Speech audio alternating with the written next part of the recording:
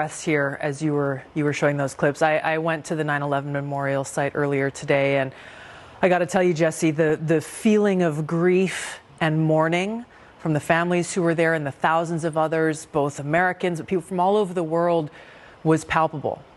Joe Biden's absence was also very palpable.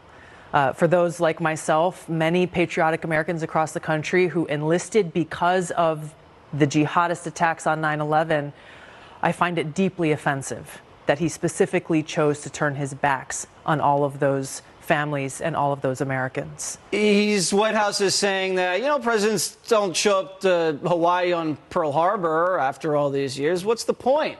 It's insulting beyond words. It was even more insulting.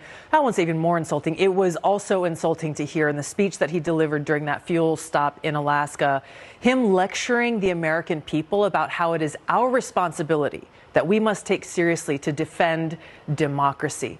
And he is saying these words, lecturing us as he and his administration every step of the way are undermining our own democracy, both by his politicizing the Department of Justice to go after Donald Trump, his major political opponent in this upcoming presidential election, his going after and changing the rules of the DNC to make it so people who vote for RFK Jr., their votes won't actually count.